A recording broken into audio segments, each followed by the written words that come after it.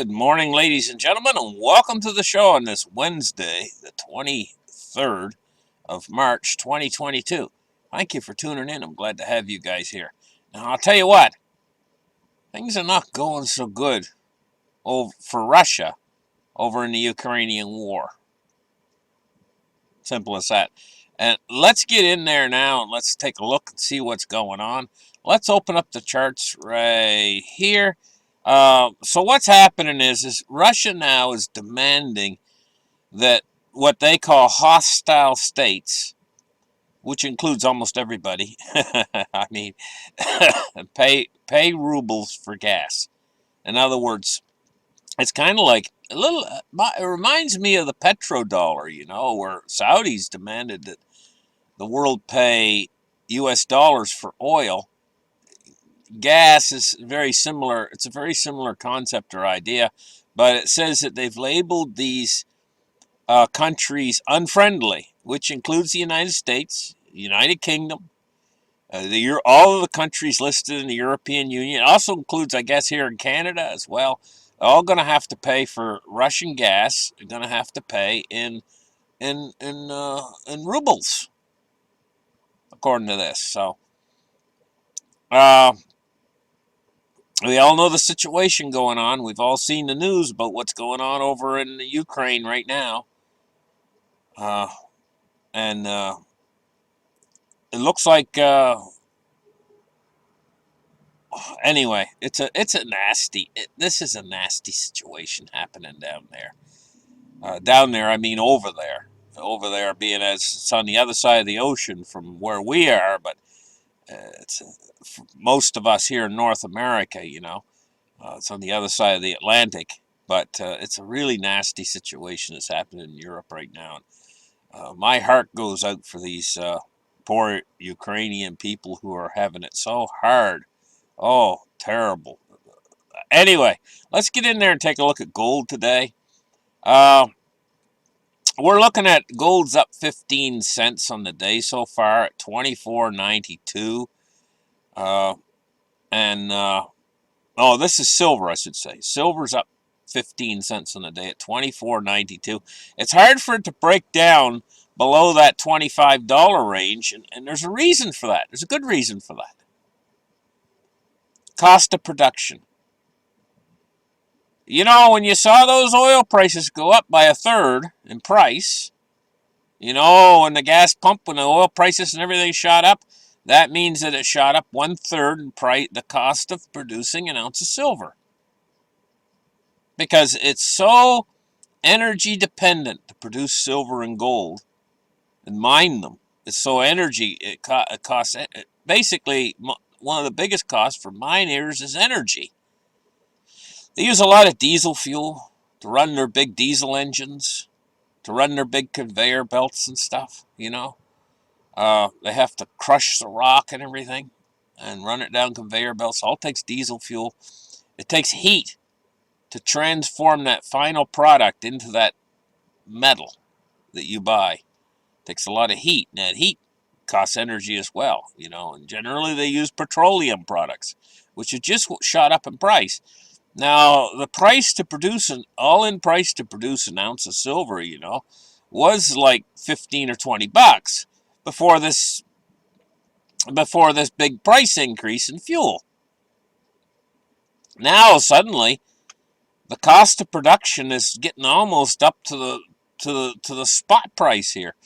And this is part of the reason why you have to pay such high premiums, is because the spot price now, if it continues to stay down, I say it's down at $25, but it's very, very close to the cost of production. And in my opinion, the spot price is not yielding the miners enough money to actually make a sufficient percentage of profit.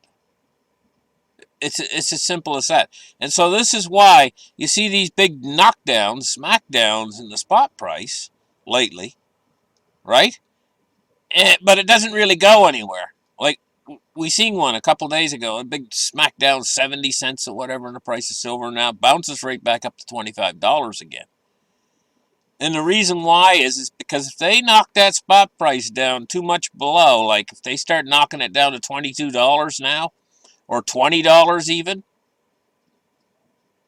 the mine, they're just not going to get any silver out of the mines. And then the whole thing's just going to blow up because if they don't have the silver, how are they going to make a cell phone for you if they can't get a hold of the silver? The miners will just stop. They'll just shut their mines off. They'll just turn it off. We ain't going to make a profit. The spot price is too low. We ain't going to make a profit. Oil prices have went up now. We don't have any profit margin anymore. They're not going to produce. They're like every business out there. I mean, what is the government going to have to do? Go out and subsidize all the silver mines on Earth? I mean, we're getting to the point of ridiculous. Unless they let the spot price go up, they're just not going to have any physical. They can't let it go down too much lower than it is. So when you buy silver right now, you're pretty much buying, even though you're paying a little bit of a premium, you're pretty much getting very good value as far as most of the money you're paying, or a good chunk of it, goes into actually getting it out of the ground, getting it into the product that you have in your hand. So it's extremely good value as far as buying work. You see what I mean? Okay, let's take a look at Bitcoin, cryptos, but let me just check the gold price first here. Gold price is up $9.30 today at 1931. Now let's take a look at cryptos. Now what value are you getting when you buy a crypto? Say you buy one Bitcoin, roughly. Well, energy prices just went up too, and it was costing about $7,000 to mine a Bitcoin. Now that's for the amount of energy that's put in. And we were just talking about silver, the amount of energy that's put in. Well, the increase in the price of of oil will extend also toward things like coal, and products like that are going up in price. So the cost of electricity is going up too. And because the cost of electricity is going up, and that's what you use to mine Bitcoins, electricity, the price to mine a Bitcoin's probably went up. I'm going to have to estimate it, guys. But I'm going to say it's probably somewhere around $10,000 right now, or close to it, to mine a Bitcoin. So when you buy a Bitcoin at $42,000, that's what it is today, $42,495. About probably 10,000 of that is going into the cost of what it actually costs for the electricity to get that Bitcoin into your wallet. So it's about 25%. Whereas with silver and stuff, the energy cost is probably more like 75%.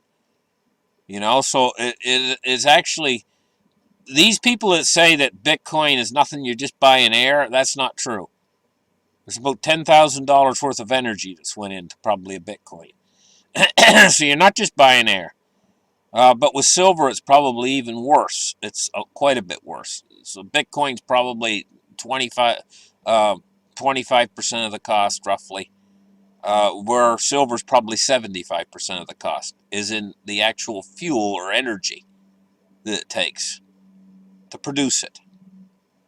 So that also puts a cap under the price. It puts a floor, puts a floor under the price. The price can't go below the cost of production. Or if it does, they're not going to have any. It's just people are saying the same thing works with Bitcoin. They just ain't going to mine it if they ain't going to make profit. So there you go. You're getting good value, really good value with silver and gold. I would say better value than you're getting with Bitcoin. But then again, Bitcoin has its attributes that gold and silver doesn't have. Like, say this is a very uncertain world, and say you have to get out of Dodge, and say you got some silver with you. Well, you ain't going to get out of Dodge with your silver, because we've moved into the kind of world where they seize everything. And I mean, you try to go anywhere, they're going to seize whatever you got. Uh, with cryptocurrencies, there's such a thing called a brain wallet. It's digital. and it can be almost unseen. I mean, it's very difficult for them to even see it within the system. So it can be, unlike gold, if a country wants to send gold to another country, they got these big bars and they're heavy and they're like lead, they're heavy like lead, and they have to try to transport it or whatever and guard it and everything else. Where if Bitcoin, they want to transfer it from one place to another, it seamlessly flows across the internet. So that's a super huge advantage over gold and silver. But on the other side of that coin, what if the power goes out everywhere? Or what if the internet goes down? Well, where's your Bitcoin then? But see, gold and silver now, they exist in the real world, the physical world. So they both have their drawbacks, they both have advantages. But both of them, cryptos and gold and silver, have one aspect, that they are not part of the legacy monetary system that is just a Ponzi scheme. They're the only way out of that legacy monetary system. To get into something that's real, that's separate from the legacy monetary system. And the reason why that's important is counterparty risk. The legacy monetary system is built as a Ponzi scheme, is starting to collapse, and it all has counterparty risk associated with it. What that basically means is you don't really own it. You think you own it, like your bank account. You think you own it, but it's the other guy who has control over it. And if he says no, you're not going to have it, like whatever it is. It doesn't matter if it's stocks, bonds, bank accounts. All of that stuff is connected to a third party, and that's your counterparty. Like when you go into a shopping mall or something, you want to buy some food, and you slide that little card across the thing, and it goes beep, and it says approved. That approval is coming from that third party, and that third party can just say no, you're not approved. And then what are you going to do with your money? You're stuck. You can't do anything with it. Whereas gold, silver, and cryptos, you don't have that third party there who decides whether it's approved or not. And you see, as this system collapses, how that third party is becoming more and more unstable all the time. They're becoming nuts. As far as I'm concerned, they're going nuts. I see the things that's happening over in Ukraine right now, and I'm saying they're nuts. The whole world is going nuts. And they control your money. And they can just make rules because they're getting unhinged. They can make a rule overnight, and you can go in and it doesn't work. It doesn't do approved anymore. You go through the scanner and it says, sorry, bing. And what are the stores going to do when that happens? They're just going to say, we only sell for cash today. Cash transactions only, or whatever. Then the same thing's happening. The cash is even controlled by them. It's their say-so whether that cash even has value. That third party. You got to get out from under third-party control. You got to control your own money and be your own central bank or be your own bank. Because the system's coming unglued and you want to eat. You want to eat. You want to have the money to buy the food with. And simple as this is if you leave that control to somebody else, they're going to determine your fate. And if they decide that they want to see you go hungry, you'll go hungry. You don't want them to have that control. You want to be able to have something there where you can eat. Even if they say, hey, your money's no good here anymore because we control your money. You say, well, I got some money that's not under your control and I can still buy food. Where my neighbors out there, they didn't go out and buy any gold and silver or cryptos. They're going hungry now because they relied upon you, the government, to protect them. And now what have you done? You've put in a Ponzi scheme, and it's all collapsed, and now the whole legacy financial system's frozen, and we can't buy food. Think it can't happen? Look at what the people of Ukraine are going through right now. You think it can't happen? We are now in a world that's gone basically bonkers. I watch what's going on out there, and I'm saying to myself, are these people losing their mind? Quite seriously. It can all happen overnight because, anyway, oh my gosh, the system's going crazy. It really is. Let's take a look now at the Dow Jones down 258 points. See, all of this is on very unstable ground. The stock markets and stuff, they're all on very unstable ground right now. Because it's all built on a Ponzi scheme. I can't remember where it is. It's somewhere in the Bible. It talks about building a house on the sand or building a house. It basically refers to someplace in the Bible there. I remember here it talked about the house is built on the sand or something. How it won't, and that's the way it is. It's this Ponzi scheme that they've created is like building a foundation on sand, shifting sand. And that's the way with the legacy system that's out there. And that's what everybody's relying upon. They got all their faith in the legacy system, and they don't have a foot outside that legacy system into something that's real.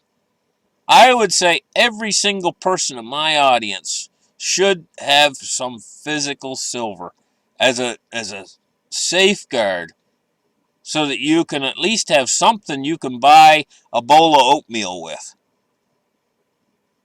Because you can't trust these guys any longer. Can't trust them. Anyway, let's take a look at the oil prices today. $114, up $5.66. $114.93, and look at what they're doing to you. You're not going to be able to go anywhere. That's if you got a car that runs on gasoline. Maybe it's time for us to go out there and start building our cars to run on solar or something. A wind-powered car. A little sail up above it, bicycle wheels or stuff. At least you'd be able to go down the highway with wind blowing you down the highway. It'd be better than walking. I don't know. Some sort of a little electric motor connected to a solar panel or something and charged up with a battery might get you down the highway. When there's no gas left, because the price has gone up to like $500 a gallon. I mean, what in the hell are they thinking? I'm telling you, they are not. You can't trust them. They're running the system into the ground. Talk about mismanagement of the global financial system to build its foundations on a Ponzi scheme that's coming to its final conclusion now. The Fed is trapped. They can't move backwards. They can't move forwards. They're trying to do something. They're mostly pedaling in place right now. But they're raising interest rates. They're doing this tightening to try to stem back inflation. It's not stemming back inflation. Inflation's starting to go nuts. Everything's starting to spiral out of control. In the entire world. I mean, because it's all based. They made the biggest mistake ever when they put the Fed in power. Back in, and they kind of.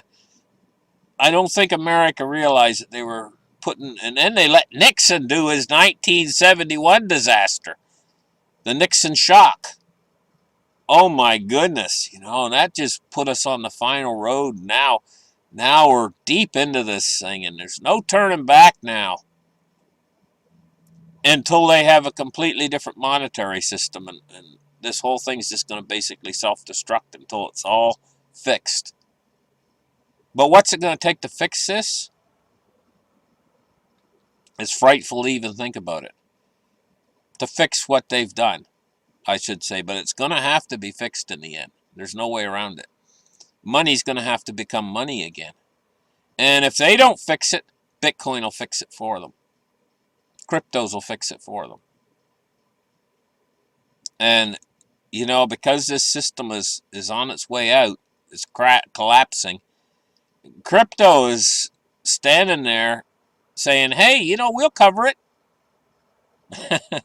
We'll fix it for you.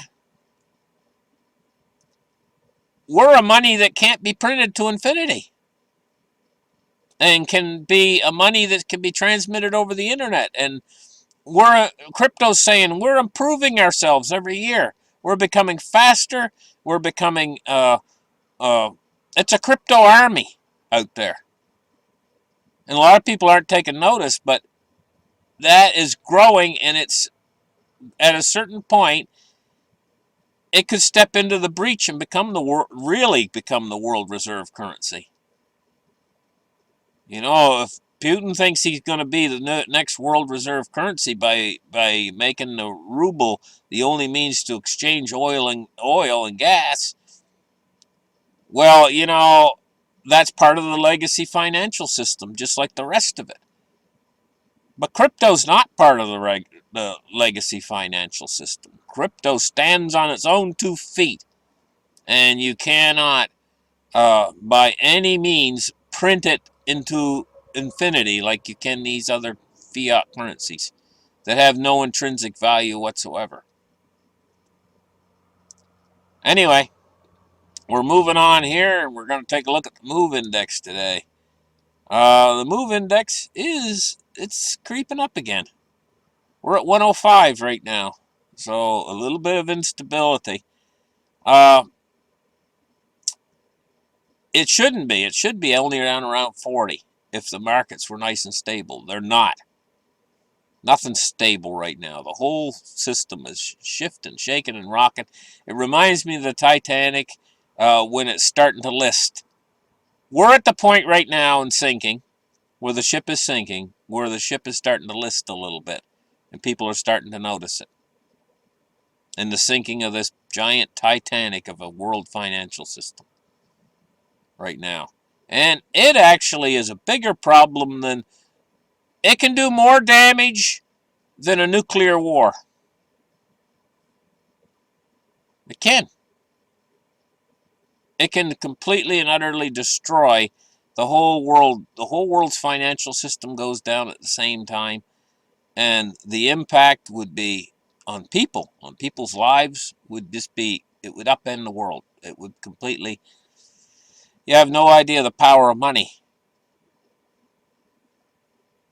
Well, you know, right now that's what they're trying to do. I mean, if you want to question the power of money, that's what they're trying to do to Russia. They're with these sanctions. It's all about money, and it's a very effective tool. Uh, Now let's take a look at the U.S. dollar index. 98 point. Never underestimate the power of money in this global financial system. I mean, right now you probably got a wallet and everything else, you know, and money in your pocket and stuff. If you were to empty your pockets, now let's see you go out and get a meal this afternoon. Empty your pockets, no money, put all your money on the kitchen table, and now go out and try to get your dinner. Not at home. I mean, if you want something to eat out away from home, see you try to get something to eat without any money. Nobody gonna feed you. Ain't nobody gonna feed you for free. This is a stupid world. It's a stupid system. You know, I wonder if other planets have such a stupid thing as this. If there is other planets out there that are inhabited, I wonder if they get hungry, if they go someplace and they can't eat unless they got some metal in their pocket. Crazy, it's crazy, but that's the way it is here, and we've grown to accept it. We grow used to it when we're just little children. They say, "Oh, you want an ice cream cone? Here's a coin. Now go buy your ice cream cone."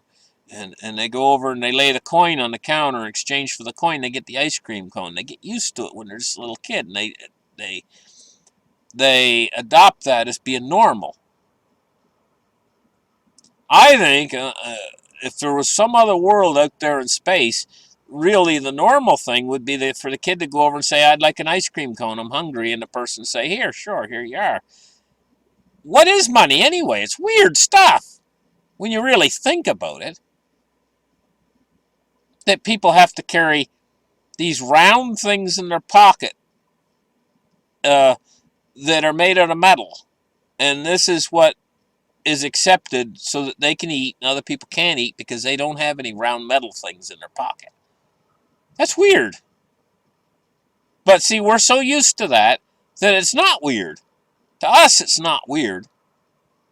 To us, we just accept it because it's always been that way.